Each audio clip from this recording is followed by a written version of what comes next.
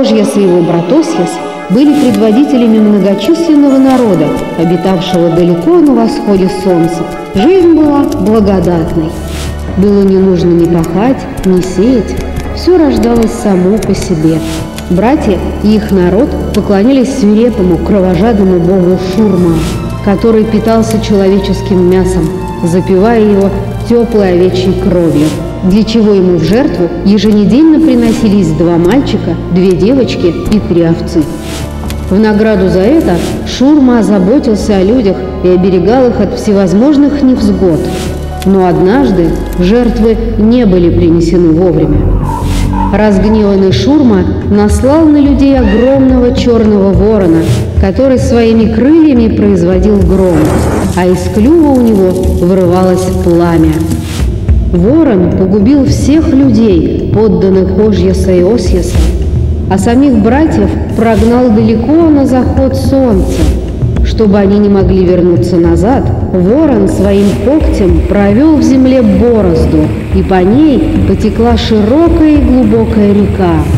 Братья сделали плот и переправились через реку, но ворон увидел это и погнал их еще дальше на запад. Наконец, загнав Ожьяса и Осьяса в дремучий лес, ворон прекратил преследование. Чтобы братья не смогли выбраться на родину, ворон положил на землю вырванное из своего хвоста перо, из которого выросли высокие горы, Уральский хребет. Ожьяс и Осьяс остались жить на новом месте. От них впоследствии и произошел Коми-народ.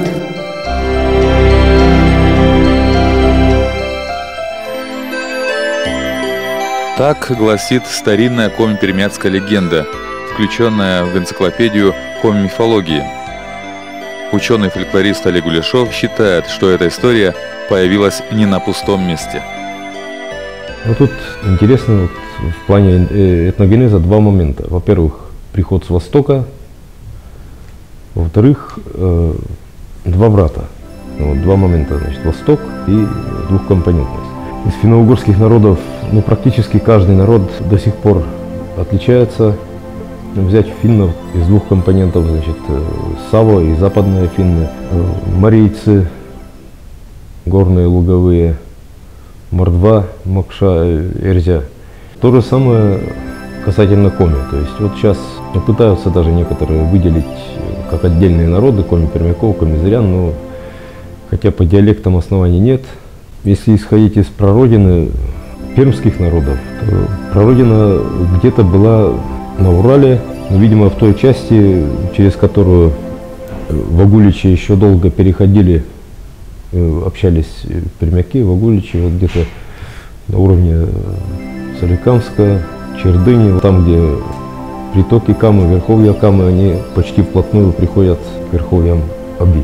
А потом, значит, передвинулись с усилением Волжской Булгарии, то есть тюркские народы формируют свое царство.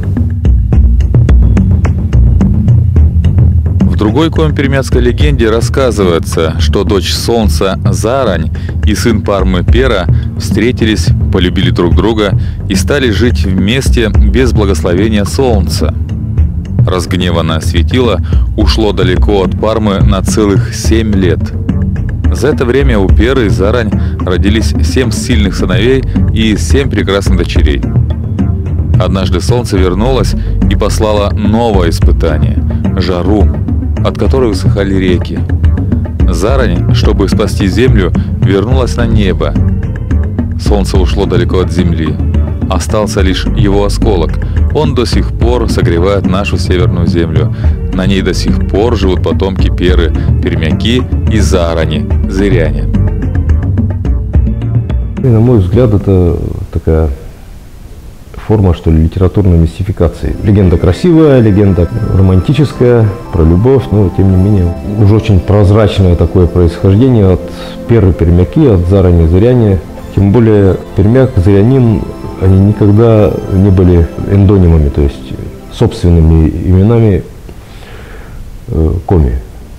Это позднее название, оно внешнее. Коми называют себя коми, а на пермяков зырян стали делить уже как-то в веке, пожалуй, 18-17. По мнению Олега Уляшова, действия легенды о братьях-основателях приходятся на 5-6 век нашей эры.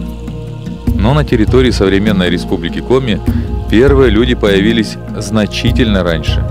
Археологи считают, около 40 тысяч лет назад.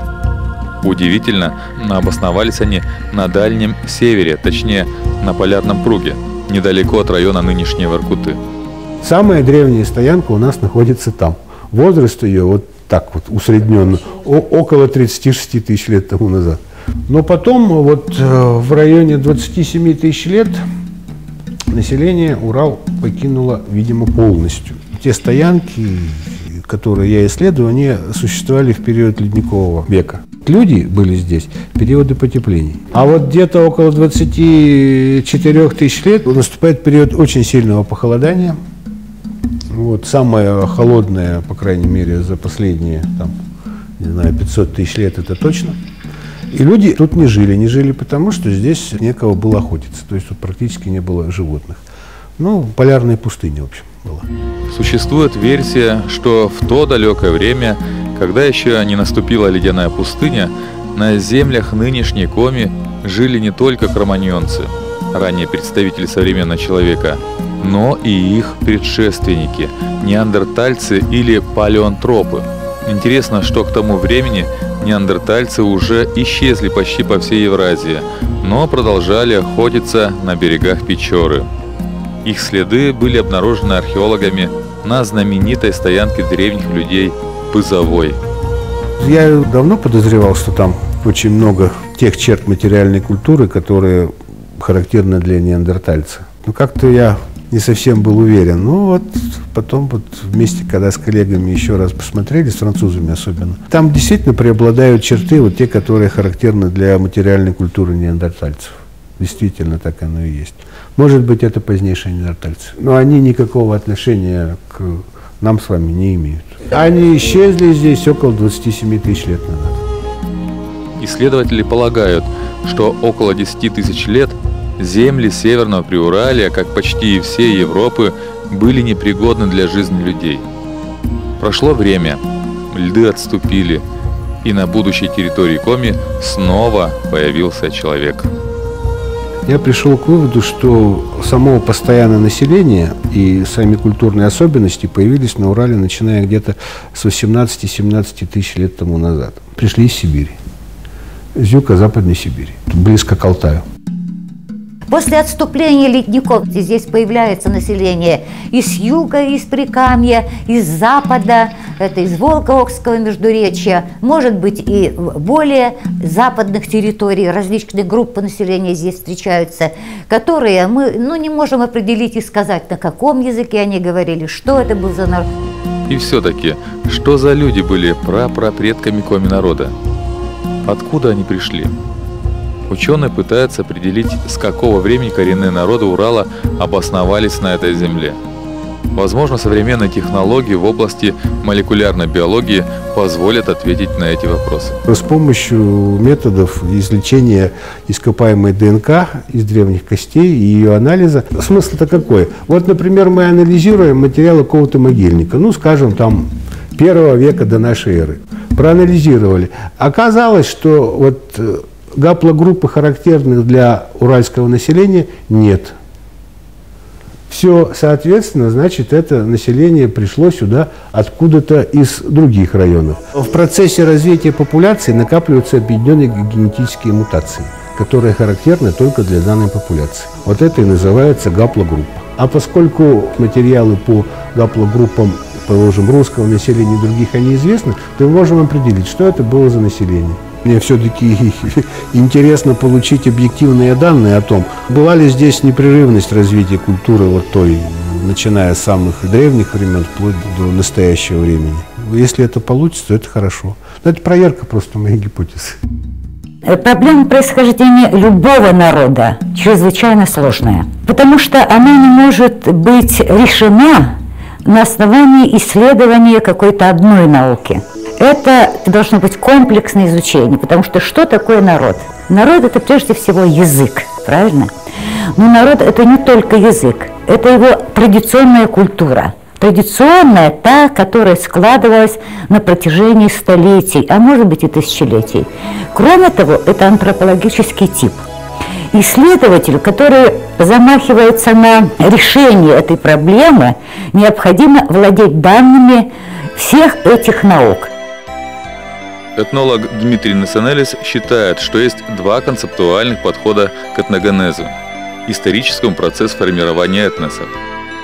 Первый предполагает, что тот или иной народ, особенности его материальной культуры, язык, обычаи, внешность обусловлены географической средой проживания, то есть люди подстраиваются под условия окружающей среды. Есть совершенно другая точка зрения, может быть неожиданная, и ей в некотором смысле диаметрально противоположная. Вот мы когда сегодня говорим о происхождении материи, Вселенной, жизни, разума, то мы часто используем такой термин «первоначальный взрыв», от которого когда-то, так сказать, все пошло. Вся материя, вся Вселенная и так далее. И, кстати говоря, многие физики, астрофизики, геологи, гуманитарии придерживаются сегодня такой точки зрения, что от взрыва до возникновения человека эволюция носила осмысленный характер, то есть направленный. И это путь к ноосфере, к царству разума.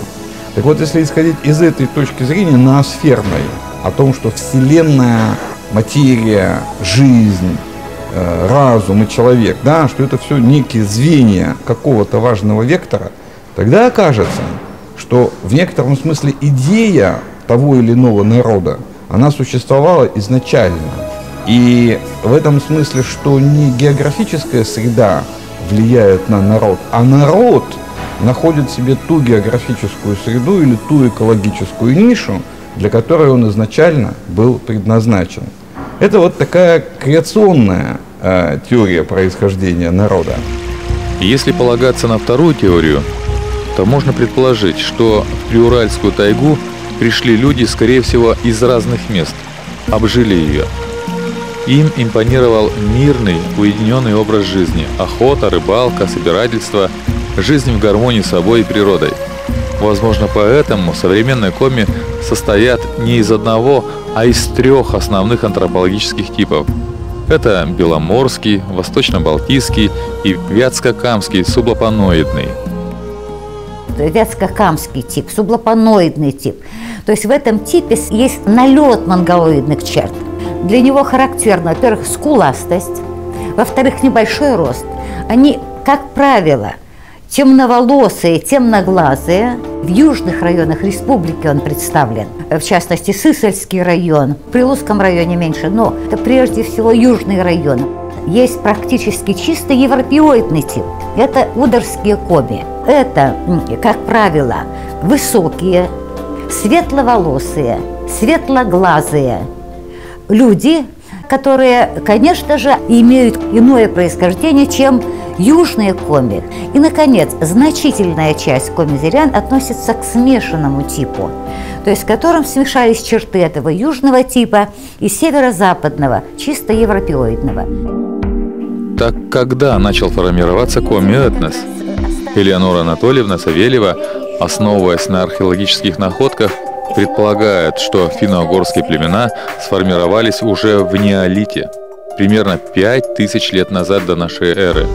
Спустя 1500 лет в энолите финно-угорская общность распалась на финно-пермскую и угорскую. Пермские финны и стали предками коми-зырян, коми-пермяков и удмуртов.